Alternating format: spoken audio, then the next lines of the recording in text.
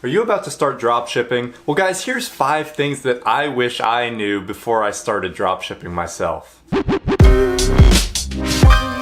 What's up guys, this is Zach from E-Commerce Success Secrets, and today, I'm going to be telling you 5 things I wish I knew before I started dropshipping. So dropshipping is a very interesting business model where you can jump in and make a ton of money, but you're going to be lucky if you do that. But it's a constantly developing and changing business model that you need to stay up to date with constantly and start playing to trends and realizing what works and what doesn't if you really want to succeed. And here's 5 things, I've said 5 at least 20 times in this video already. Here's 5 things that I wish I knew when I started that would have given me such a huge edge and wouldn't have wasted so much time, and I'm hoping that I can help you guys waste less of your time and spend more of that time making money. So the first thing, and one of the main things that I can't tell people enough, is that it's not going to always be like this forever. Don't get comfortable. It may be easy to watch a video from a year back and be like, okay, so this is how it works, let me try this out. You do it and then you actually don't get results. And that is because dropshipping is changing all the damn time. What has worked even a few months ago in terms of sales trends, in terms of actual products, in terms of sales channels, doesn't necessarily mean that it'll work today. To be successful, you always need to be on top of trends, and you always need to be seeing what people are responding best to, because this varies greatly over time depending on trends in the media, trends with products. There's so many different factors coming into play, it's insane. So what you need to do to combat this, the one strategy that I can't say enough is you always need to be testing. You need to test new products all the time because you don't want to be left out on your ass when your best selling product just stops selling, and then you're screwed and you're going to have a period of time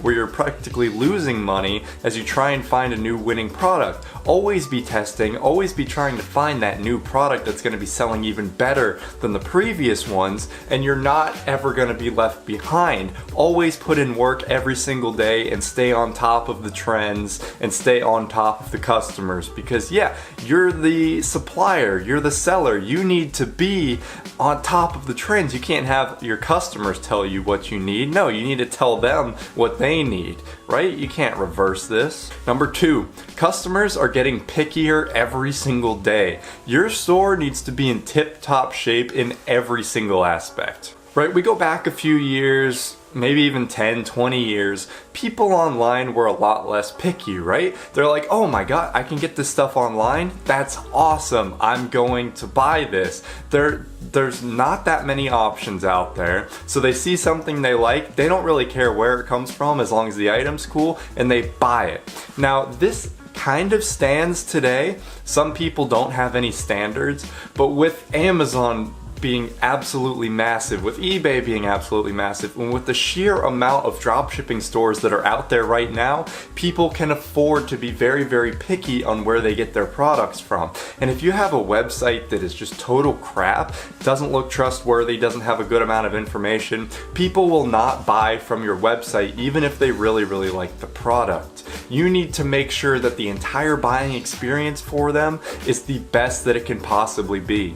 Your entire brand, and this could be a separate point, but your entire brand needs to be solid across all media platforms, across any social media that you have. You need a solid brand, because this is what really makes your website look legitimate if you have a nice solid brand behind it and not just a website that sells products, right? People are going to be a lot more trustworthy you're going to look a lot more trustworthy, and people are going to be a lot more trusting of your website if you've got a solid brand behind it that has really good brand awareness and your values of the brand are well known. And you need your website to be coherent, clean, and comprehensive. The 3 C's throughout the entirety of it. You need very simple, purchasing with very few steps between seeing the product and submitting their payment information.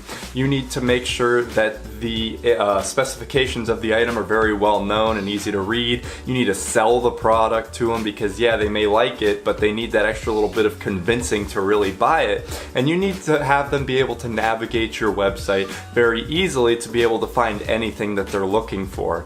Like I said, the buying experience is getting better and better for customers all over the internet, and you need to keep up. You can't just have a very basic website and expect to do well. That's not going to work. Number 3, and this is a huge one, most of the products that you're going to test, I'm talking 9 out of 10, 19 out of 20 of the products that you test are going to be total losers. You're going to lose money off of them. It's going to be a total waste of time. However, that 1/10 or 1/20th of the time with your products, you're going to find a winner. And that winner is going to more than make up for the losses that you have made trying to find that product.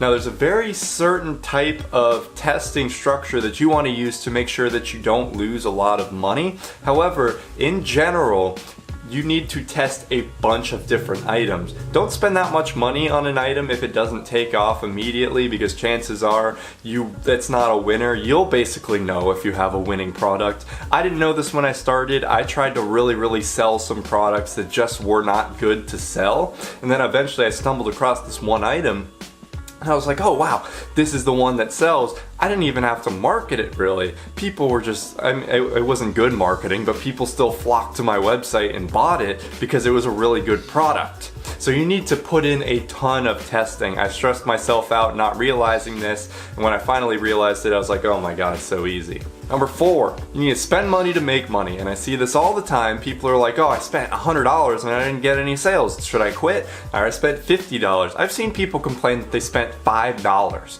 and didn't get a sale. Okay, this goes hand in hand with my previous point, but you need to actually spend money. You need to put money into advertisements to reach a good amount of people. You need to let those advertisements optimize. You need to just spend money to make money. Money isn't going to come out of thin air. It may seem like it does, but it doesn't.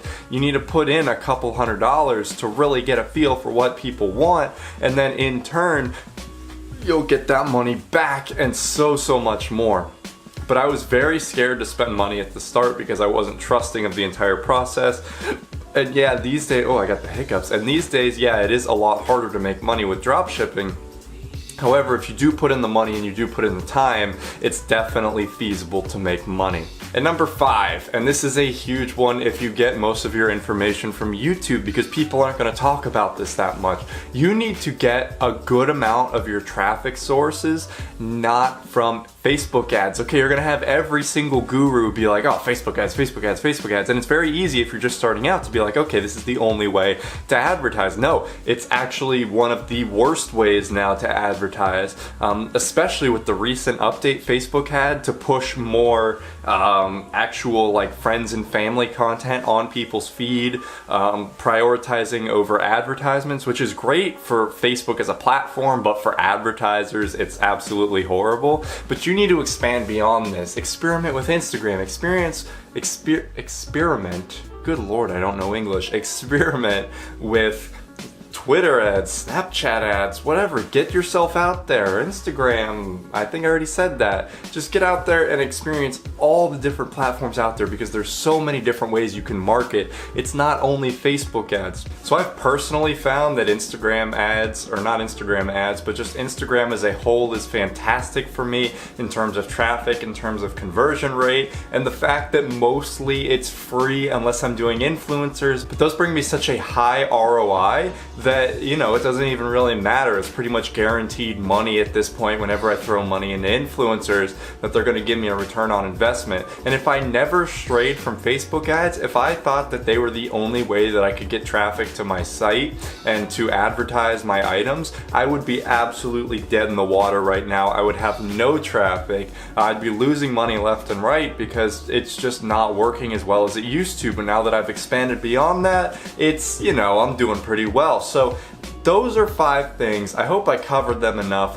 Since there's 5 things, I had to be a little bit fast in saying them, but I hope you get the gist of 5 things that I wish I knew before I started dropshipping. And if you are just beginning your dropshipping journey, definitely make sure that you take these 5 things into account. They're the first ones that came to my head, so I believe that they're the most important, but I'll probably make another video on this in the future. So if you want to see that or you want to see more videos like this, please consider subscribing. I upload videos every single day. Additionally, check out my website at 101ecom.com and check out the link down in the description for a free 14-day Shopify trial if you want to get started and you want to not do these things I just talked about, and you guys will not regret it. So I want to thank you for watching. I want to wish you luck on your journey if you're just starting out, and I'll see you guys in the next video of whatever I make. Peace out.